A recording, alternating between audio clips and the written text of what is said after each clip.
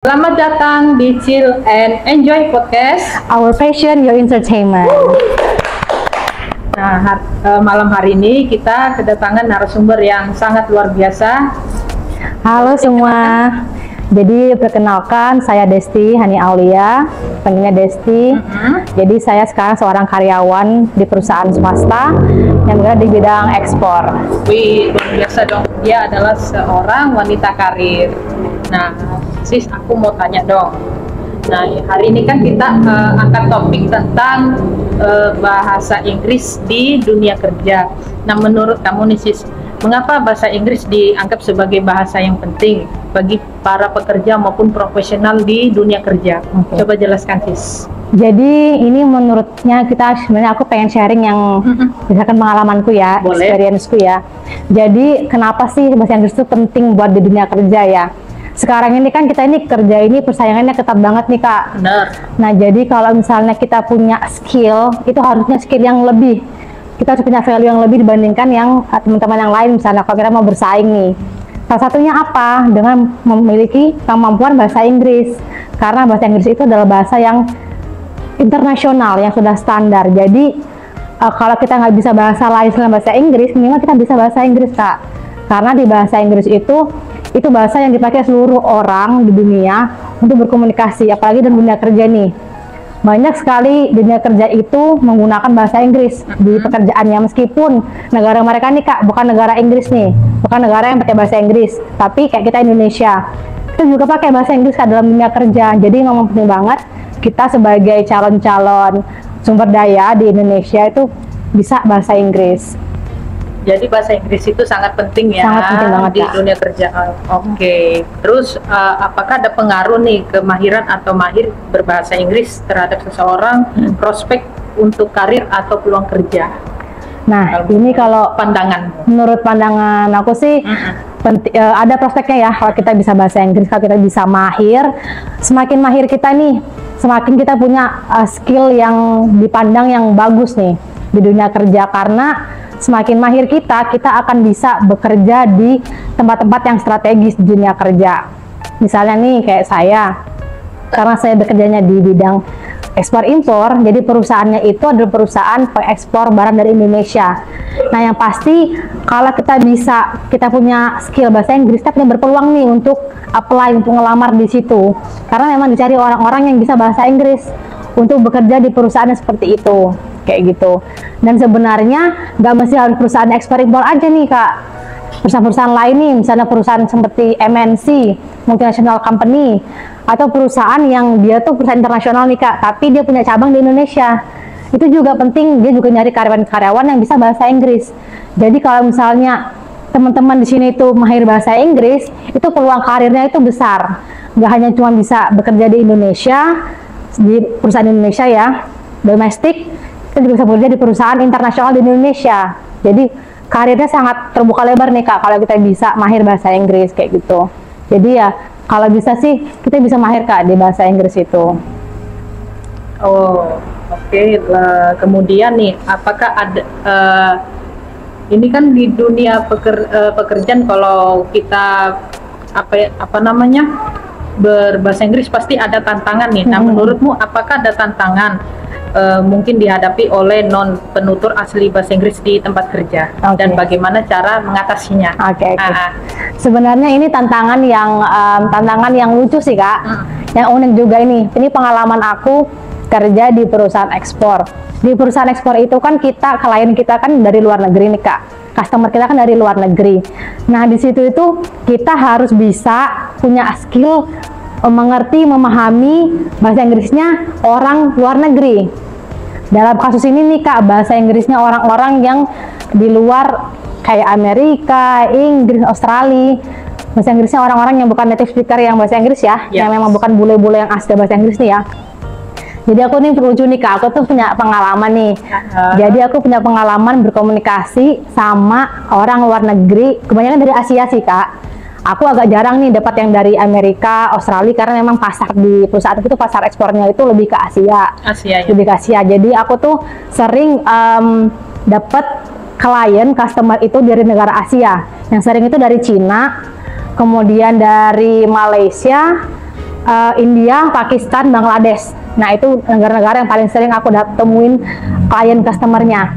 Nah, tantangannya adalah ini sekaligus untuk belajar juga, kita buat belajar juga ya Kak. Jadi kayak kita ngomong sama mereka nih di chat itu Kak jelas Kak. Kayak kita ngomong sama bule itu di chat jelas tuh, semua grammarnya tuh kayak bukan jelas, cara mereka nulis kalimat itu jelas, kan juga jelas, semuanya ya. Jelas kita ngerti. Tapi Kak, begitu kita teleponan nih Kak, telepon langsung, atau kita telepon langsung, atau kita video call nih Kak bareng mereka, itu bener-bener tuh menantang tuh Kak, bener-bener unik.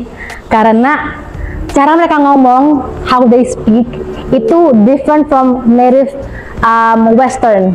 Jadi beda dengan orang-orang Western ya, seperti orang Amerika, orang Inggris, orang Australia, yang memang mereka bahasa aslinya bahasa Inggris. Kalau orang ini lucu Kak, kalau orang Cina, ya India, Pakistan ngomong itu masih ada aksennya Kak, ke bawah. Kita ngomong bahasa Inggris. Oh, masih ada ke bawah ya? Iya. Bahasa Inggrisnya. Oh. Ke bawah. Jadi itu lucu Kak. Jadi misalnya nih kita mau ngomong late.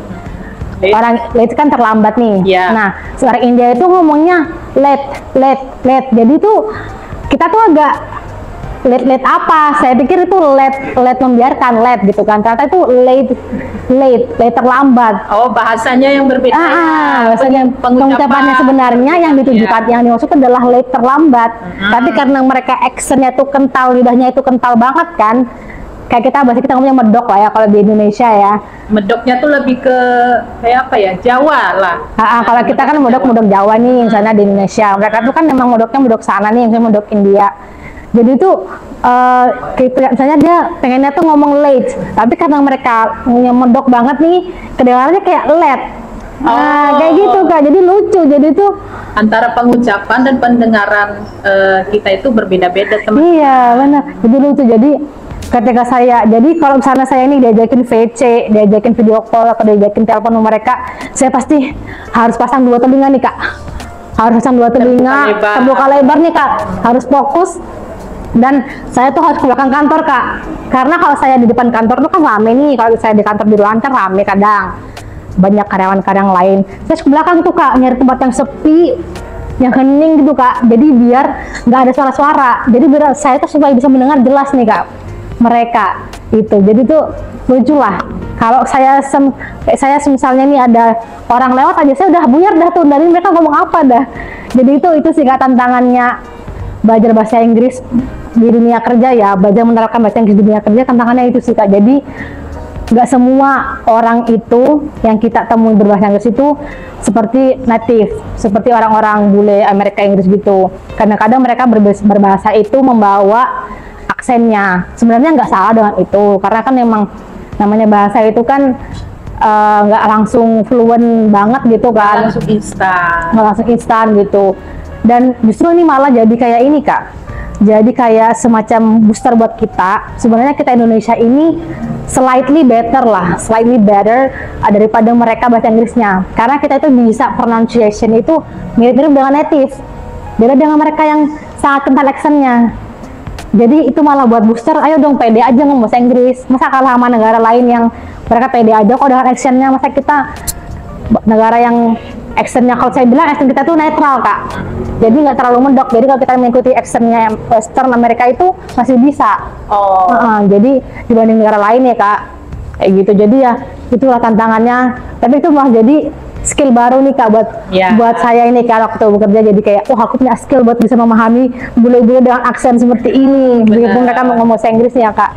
Jadi ya seru sih Kak, belajar bahasa Inggris di dunia kerja itu menerapkannya tuh seru banget. Banyak pengalaman yang di luar dugaan dugaan kita kayak gitu.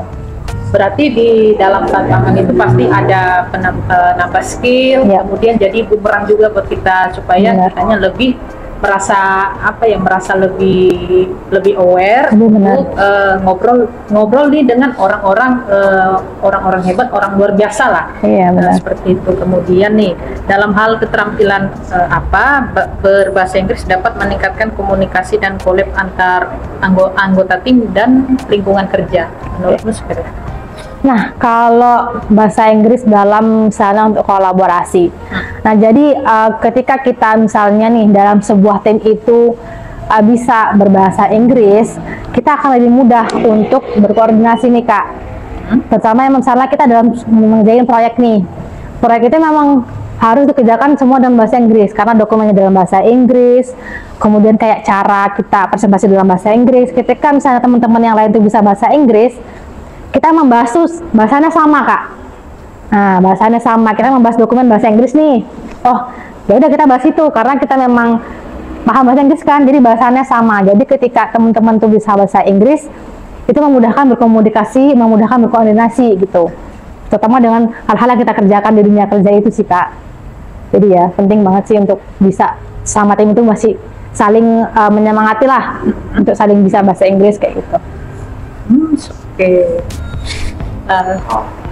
Lalu ada manfaat nggak dalam perusahaan itu jika memiliki karyawan yang dapat berkomunikasi secara efektif dan fasih dalam berbahasa Inggris, dan manfaat dan apa manfaat strategi yang kamu lakukan nih atau kamu gunakan untuk mempromosikan pembelajaran bahasa Inggris? Oke. Jadi manfaatnya banyak banget ya Kak bagi perusahaan yang punya karyawan atau sumber daya yang bisa bahasa Inggris, karena bahasa Inggris itu bagaikan jendela, bagaikan pintu. Jendela dunia. Nah, kalau kita membaca adalah jendela dunia. Kalau dunia kerja, bahasa Inggris itu sebagai pintu pembuka. Nah, banyak pintu-pintu yang masuk ketika kita bisa bahasa Inggris. Misalnya nih Kak, misalnya perusahaan Indonesia nih Kak, dia belum mengekspor nih. Dia masih jualan lokal aja nih Kak, dia masih jualan di Indonesia aja. Tapi dia pengen jual ke luar negeri. Atau ada orang luar negeri nih Kak, misalnya suka barang-barangnya dia nih, pengen beli barangnya dia di Indonesia ini. Nah, dengan punya sumber daya itu, dengan punya orang-orang yang bisa bahasa Inggris, kita bisa menjual itu barang-barang ke luar negeri Kak. Jadi si perusahaan itu untungnya 2 kali lipat. Untung dari berjualan di Indonesia sama untung dari berjualan ke luar negeri. Nah, itu salah satunya kayak gitu. Itu dalam hal kita berdagang. Bisa juga dalam hal nih perusahaan misalnya nih Kak, perusahaannya sudah berkembang pesat, udah mulai gede nih perusahaannya nih Kak. Nah, itu perusahaannya misalnya mau menarik pendanaan, mau mencari investor untuk mengembangkan perusahaannya lagi nih. Nah, misalnya nih mereka pengen nih ada investor luar negeri, atau ada orang luar negeri yang tertarik nih invest di perusahaan mereka karena perusahaan mereka itu misalnya bagus dilihat kan gitu. Nah, ketika ada karyawan yang bisa bahasa Inggris Kak, bisa karyawan itu dipekerjakan untuk mengerjain proyek investasi itu. Nah, akhirnya langsung gitu iya, langsung. Jadinya akhirnya perusahaan itu dapat fresh investment dari luar negeri. Kan bagus banget tuh Kak buat perusahaan. Dia punya dana dari luar negeri kan untuk mengembangkan usahanya.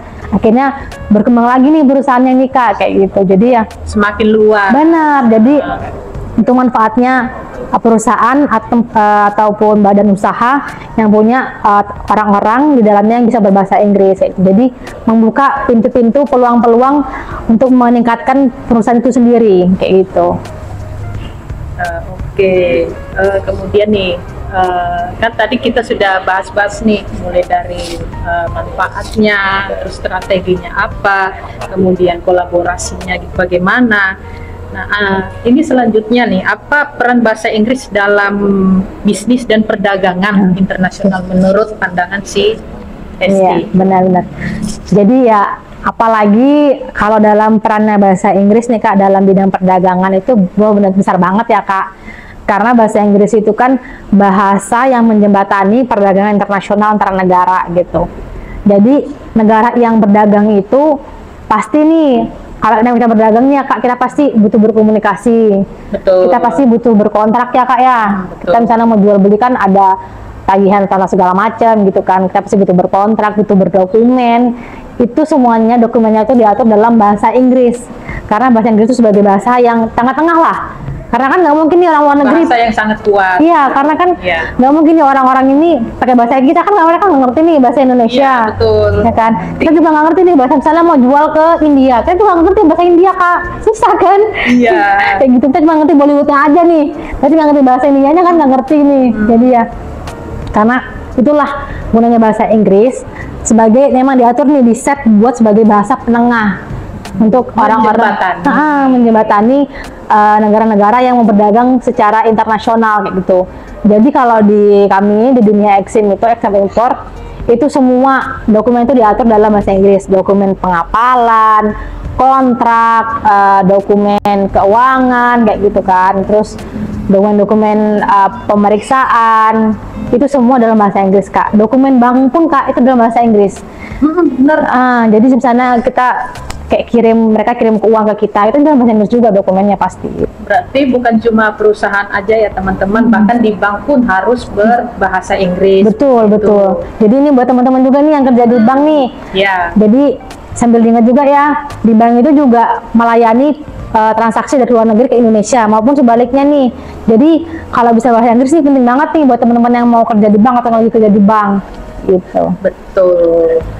Nah, lalu menurut pandanganmu apa saja sih konsep kosakata dan tata bahasa terpenting perlu dikuasai bagi para profesional agar dapat menjadi komunikator yang efektif di tempat kerjamu?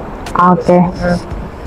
Sebenarnya kalau dari aspek bahasa Inggris, kosakata atau aspek apa yang penting, sebenarnya semua penting ya Kak. Semua pasti. Namanya juga kita berbahasa itu, berkomunikasi itu kita pasti butuh tata bahasa yang bagus, kita butuh pelafalan yang bagus, speaking yang bagus, yang kita butuh juga pemahaman yang bagus tentang bahasa itu gitu kan. Sama lah kayak kita bahasa Indonesia.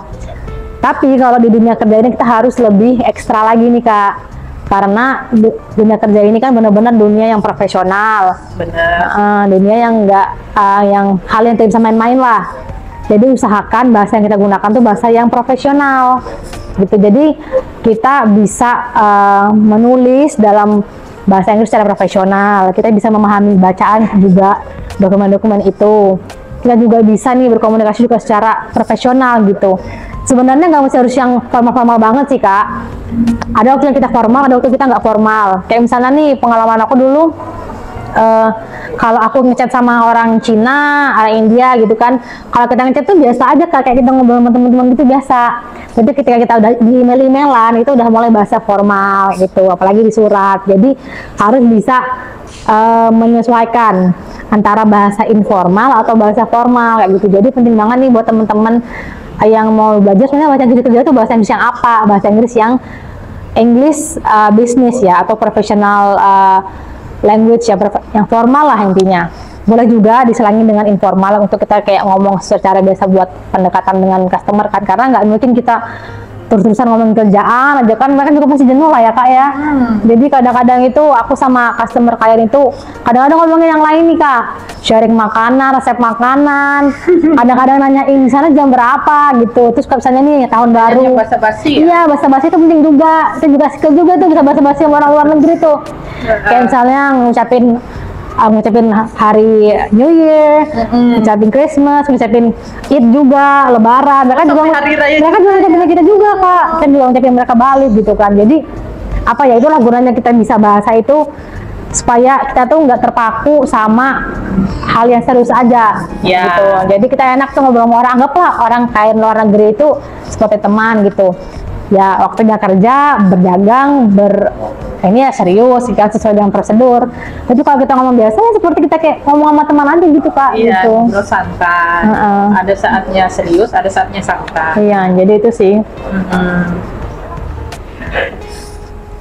Lalu, nah ini aku ada pertanyaan lagi untuk dengan cara apa keterampilan bahasa Inggris digunakan untuk meningkatkan kreativitas kamu, kemudian pemecahan masalah dan keterampilan berpikir kritis untuk seseorang. Menurut pandangan bahasa Inggris gimana caranya kita itu bisa membuat orang itu menjadi kreatif atau membuat orang jadi lebih kreatif Kak?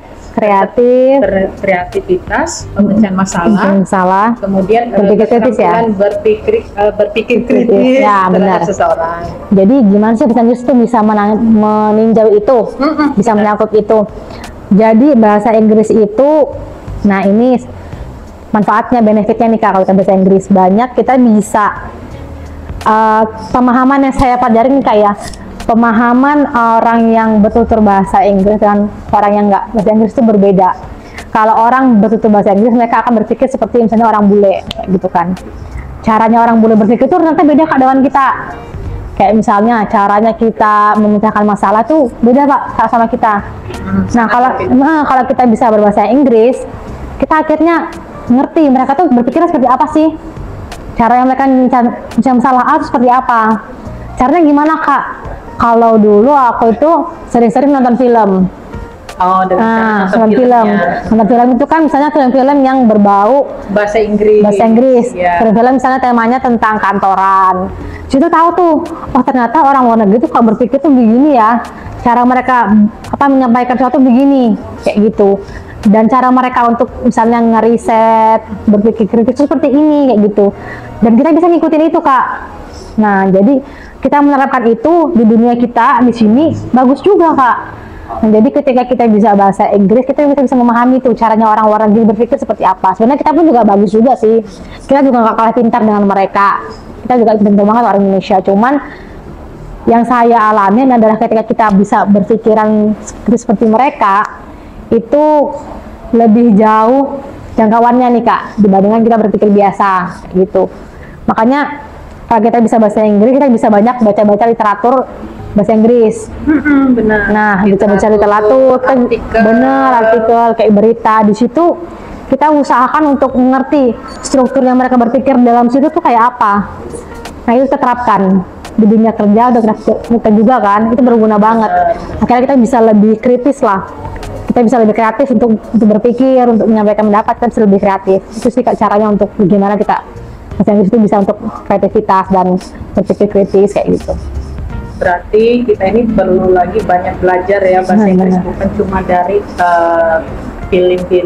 menonton film, tetapi kita harus perbanyak belajar literatur, artikel yang berbau berbahasa Inggris. Nah, sekarang aku mau meringkas ngomong, dan sis nanti bakal bakal memancing, mungkin saling mancing ya. Aku ada baca artikel sini ya. Ini seiring dengan, ini masih terkait dengan bahasa Inggris di dunia kerja. Ini seiring dengan perkembangan teknologi dan interkoneksi global. Nah, komunikasi lintas budaya ini menjadi semakin penting. Nah, dalam konteks bahasa Inggris bukan hanya menjadi alat komunikasi. Biasanya kan kalau bahasa Inggris kan yang paling diutamakan kan untuk alat komunikasi. Nah, lalu tetapi juga kunci akses terhadap informasi, kemudian kesempatan karir lebih kuat, dan daya saing perusahaan di pasar global maupun di internasional. Nah, aku baca di artikel ini katanya konferensi tentang pentingnya kemampuan bahasa Inggris di dunia kerja ini sangat penting bagi para praktisi HR dan pemimpin perusahaan. Nah, lalu selain aku ngomong meringkas tentang bahasa Inggris ini tadi, ada manfaatnya nih, manfaat bahasa Inggris di dunia kerja. Yang pertama tadi yang aku sebutkan itu akses informasi. Nah, akses informasi ini sangat penting, sangat penting sih, sangat penting dalam kemampuan berbahasa Inggris. Kemudian ada kedua, ada komunikasi global, teman-teman. Nah, komunikasi global ini menjelaskan itu masih terkait juga dengan bahasa Inggris ya. Kemampuan berbahasa Inggris memungkinkan karyawan untuk membangun hubungan yang kuat dengan kolega, klien, dan mitra bisnis dari berbagai negara. Kemudian bisa meningkatkan kolaborasi, ya kita jelaskan tadi, kolaborasi antar teman, mungkin antar tim, anggota. Nah, begitu kolaborasi dan kolaborasi global. Lalu membantu perusahaan untuk menjalin kemitraan lebih kuat di tingkat internasional. Kemudian yang ketiga ini kompetitif di pasar regional dan global. Nah, kalau di kompetitif di pasar regional dan global ini, teman-teman, yaitu memperluas jangkauan pasar ke negara-negara lain untuk kemampuan berbahasa Inggris. Nah, yang terakhir yang saya dapat ini ialah yang manfaat tadi, yaitu peluang karir bagi karyawan. Ya iya, kita bahas tadi di awal kan. Nah, tidak hanya bermanfaat bagi perusahaan secara keseluruhan, namun karyawan mampu berkomunikasi dalam bahasa Inggris secara kompeten juga memiliki peluang yang lebih besar untuk mendapatkan posisi yang strategis dan bertanggung jawab. Nah, aku mau kasih, sebelum kita tutup, bukan kasih sih, menurut pendapat Sisni, apa menjadi harapan ke depannya supaya teman-teman kita ini bisa lebih aware, lebih kurang untuk bisa berbahasa Inggris, baik untuk di dunia pekerjaan mungkin, mau untuk persiapan beasiswa, perkuliahan dan lain sebagainya. Silakan Sis. Yes. Terima kasih Kak. Jadi buat teman-teman semua nih penonton setia Chill and Enjoy Podcast. Saya pengen aja pesan, pengen ngasih semangat lah buat teman-teman. Jangan takut, jangan ragu untuk bisa bahasa Inggris. Belajar aja, jangan takut terlambat, jangan takut pusing Kak. Bingung dari mana mulainya. Sekarang udah banyak nih Kak, kayak mau belajar lewat internet, mau ketemu teman kah, mau nyari guru lesan, kursus, banyak banget cara buat kita bisa bahasa Inggris. Karena kenapa teman-teman? Sekarang itu bahasa Inggris itu bahasa yang paling minimal kita bisa di dunia ini sekarang. Dan kita punya bahasa Inggris nih Kak, kita punya value lebih di diri kita. Untuk kita juga ini bermanfaat nih, misalnya kita mau keluar negeri jalan-jalan aja lah, minimal bisa bahasa Inggris. Kalau kita mau yang sekolah, mau dapat beasiswa, penting juga, apalagi di dunia kerja nih Kak. Dunia kerja sekarang udah wajib banget bahasa Inggris. Jadi jangan ragu, karena bahasa Inggris itu manfaatnya besar banget buat diri kita masing-masing. Jadi semangat.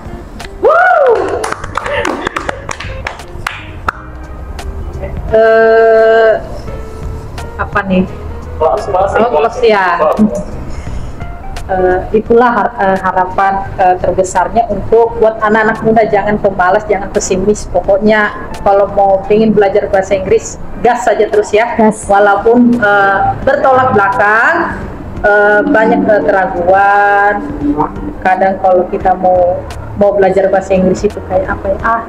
Aku mau pengen belajar bahasa Inggris nanti. Nah, pasti itu di pikiran kalian pasti begitu. Kemudian juga kalau mau ngobrol bahasa Inggris, kadang juga pasti ada kaku, pasti ada itu, nggak mungkin nggak langsung instan ya. Nah, oke, mungkin itu aja podcast kita pada malam hari ini. Sampai jumpa di podcast selanjutnya. See you.